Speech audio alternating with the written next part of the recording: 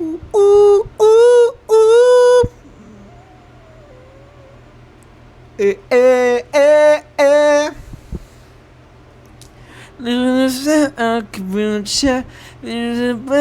Nevertheless, coming with baby, I'm alright. Ooh, so I'm thinking like you, showing around me like a cruise, and I'm acting loose. Bienvenidos. Iba a cantar, pero bueno. Bienvenidos al último capítulo de Carl Gustav Jung. Ya quiero terminar a la verga, ya me quiero ir de aquí a la verga. A la verga, a la verga, a la verga. A la verga. Bienvenidos a Jung entre el arte y la literatura, un mensaje cultural. Pues empezamos.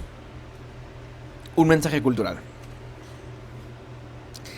Gracias a la difusión del pensamiento de Freud y Jung, el psicoanálisis se afirmó con la vehemencia de un río desbordado durante el siglo XX, que precisamente por esta razón se ha denominado el siglo del psicoanálisis. La función clínica es solo uno de los aspectos relacionados con esta disciplina, lo que demuestra que es capaz de desbordarse en todos los campos del saber. De su gran mensaje cultural se nutren las artes visuales y la literatura. De hecho, algunos autores realizan un verdadero cambio de ruta. Basta pensar en Franz Kafka o James Joyce, que ponen en el centro de sus creaciones artísticas las dimensiones del espacio mental del individuo, el viaje interior, el diálogo con lo profundo del inconsciente. Durante la vida de Jung, su relación con el mundo del arte y la literatura se caracteriza por un intercambio continuo. Su enfoque multidisciplinar se alimenta constantemente de imágenes e ideas relacionadas con el mito, mientras que los escritores, los pintores y escultores se nutren de sus reflexiones, que influyen de manera decisiva y evidente en la poética sobre la que basan sus creaciones. Un caso de pintura junguiana, Jackson Pollock. En el campo de las artes visuales, el movimiento que más influenciado está por el pensamiento de Jung es el expresionismo abstracto. Esta corriente artística se desarrolla alrededor de mediados del siglo XX en Estados Unidos, pero sus raíces se remontan a Europa. Las obras surrealistas de Max Ernst y los conceptos básicos del psicoanálisis de Freud y de Jung están entre los elementos que dan un mayor impulso a este movimiento, inspirado también en los estudios sobre el mito del historiador de las religiones americanas Joseph John Campbell. El núcleo ideológico del expresionismo abstracto es el deseo de crear obras capaces de retratar imágenes interiores del personaje mitológico, primitivo y universal, inherentes a la persona y al mismo tiempo a una comunidad atemporal. Una vez más, el mito se convierte en la clave de acceso para penetrar en el inconsciente. De hecho, según ha señalado Terry Gravenhorst Randall en el ensayo de 1986 titulado Jung and Abstract Expressionism, Jung and Abstract Expressionism, The Collective Image Among Individual Voices. Entre paréntesis, en español, Jung y el expresionismo abstracto, la imagen colectiva entre voces individuales. Las imágenes que emergen están relacionadas con los contenidos del inconsciente colectivo. Jackson Pollock, una de las figuras destacadas del expresionismo abstracto, es el pintor que mejor ejemplifica la contribución de las ideas de Carl Gustav Jung en esta corriente artística. Personaje muy introvertido, atormentado por una profunda crisis interna, devastado por problemas con el alcohol que en 1956 lo conducirá a una muerte prematura, con solamente 44 años, en un accidente de coche. El artista encuentra en el psicoanálisis de orientación junguiana tanto un soporte clínico como un depósito de imágenes capaces de determinar de manera decisiva sus creaciones. La introversión de Pollock no le permite expresarse de manera adecuada con su psicoanalista Joseph Lewis Henderson, fundador del Instituto Jung de San Francisco y principal exponente del psicoanálisis junguiano en Estados Unidos. Henderson decide hacer uso de la pintura del paciente como un medio de comunicación de acuerdo con el método utilizado por el mismo Jung, quien, como se ha mencionado, a menudo utiliza imágenes y esculturas para leer mejor la mayoría de los sueños y visiones de su psique y la de los pacientes. Como señaló Ellen G. Landau en su monografía de 1989 titulada Jackson Pollock, el material artístico que el pintor presenta a Henderson indica una necesidad real de transformación, de transición, en busca del centro del espacio mental que es el arquetipo del sí mismo. Las representaciones arquetípicas vinculadas con el sí mismo dominan algunas obras de Pollock, salpicadas de cruces, círculos, serpientes, símbolos que evocan la necesidad de reunir los opuestos a los opuestos a la búsqueda de la totalidad psíquica. En el ensayo Jung y la cultura del siglo XX, Aldo Carotenuto cita como un caso emblemático de esta investigación del sí mismo la pintura Circle, realizada entre 1938 y 1941, y que es similar a un mandala. La relación física y primitiva de Pollock con sus obras, que coloca tendidas en el suelo sin el soporte del caballete, el abandono de los instrumentos convencionales, las gotas de color salpicando en sus cuadros sin ayuda del pincel utilizando la técnica del dripping o goteo, muestran un proceso creativo que tiene referencias en la dimensión ritual, el espacio del inconsciente colectivo, como ha señalado con razón Landau. Un caso de literatura junguiana, David H. Lawrence. Son innumerables los ejemplos de las influencias de Jung en la literatura del siglo XX, pero un caso especial es la producción de David Herbert Lawrence, escritor inglés que vivió entre 1885 y 1930.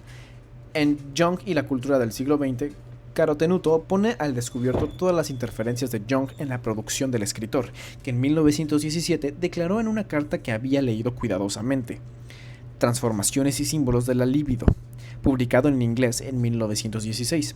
Al tiempo que declaraba sus razones para no estar de acuerdo con el enfoque metodológico de Jung, Lawrence demostraba un acontecimiento profundo de algunos temas. Al mismo tiempo, muchas de sus ideas están cerca de algunos de los conceptos clave del pensamiento de Jung.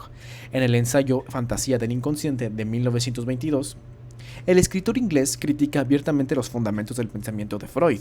Agradece al psicoanalista austriaco el haber puesto énfasis en el tema de la sexualidad, pero al mismo tiempo expresa su desacuerdo. De hecho, cree que la sexualidad no es una explicación siempre útil para la complejidad de la psique. Por otra parte, según Lawrence, el inconsciente no es un simple nivel más bajo de conciencia, sino que contiene elementos que son cronológicamente anteriores al propio individuo. Estas ideas están conectadas con el concepto de Jung del inconsciente colectivo. Existe, según Carotenuto, también una afinidad metodológica compartida por Jung y Lawrence, que critica ásperamente la concepción científica que se ocupa de los fenómenos naturales solo en referencia a la relación causa-efecto y que, por lo tanto, está muy cerrada en sus propios muros, cuando, por el contrario, existen tantas ramas del conocimiento que pueden y deben hacer una contribución a las reflexiones de las ciencias naturales.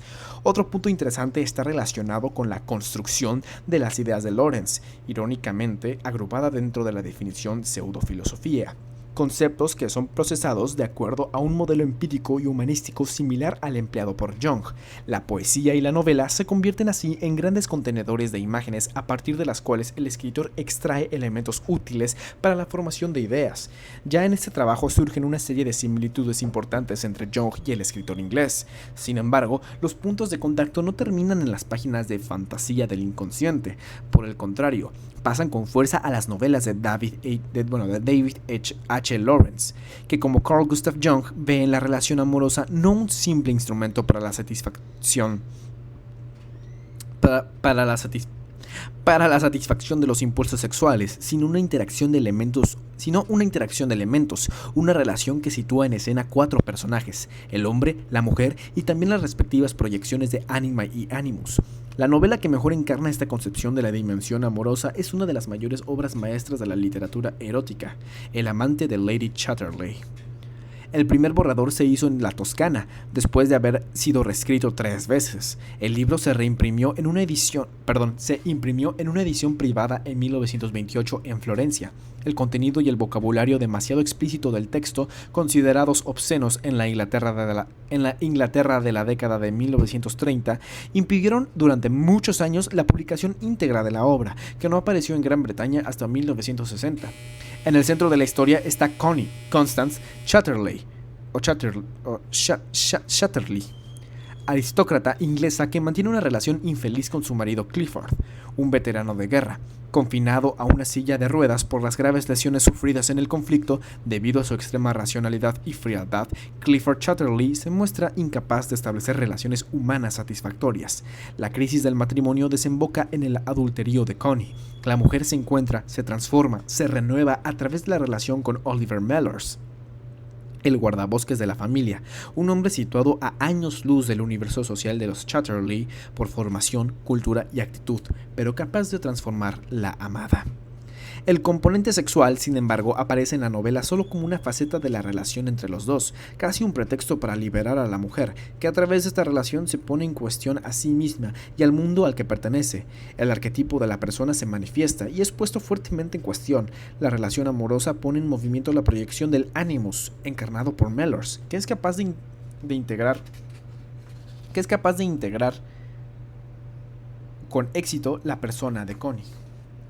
De este modo, entre las muchas creaciones literarias y artísticas que han experimentado la fructífera influencia del pensamiento de Jung, el amante de Lady Chatterley figura como uno de los ejemplos más logrados, uno de aquellos en los que las ideas del psicoanalista suizo se manifiestan más fielmente. Y bueno, aquí hay un capítulo extra que es que leer, pues bueno, aquí va. Tipos psicológicos de 1921. Al igual que todas las demás obras de Jung, con la excepción de El hombre y sus símbolos, este libro no se caracteriza por un estilo destinado a la divulgación. Sin embargo, Tipos psicológicos sigue siendo uno de los libros más leídos de Carl Gustav Jung. La actualidad del texto está en todo su contenido, partiendo de las diferencias entre tipo introvertido y tipo extravertido, hasta llegar a la categorización de las diferentes funciones y las personalidades que emergen. Jung pone de relieve las características y actitudes que afectan a la vida de cada individuo. Recuerdos, sueños, pensamientos de 1961. No es una simple autobiografía, sino un texto que parte de la elaboración de las imágenes mentales que el propio Jung ha sufrido para poner al desnudo el método junguiano y el proceso de comprensión que el psiquiatra suizo ha realizado sobre sí mismo.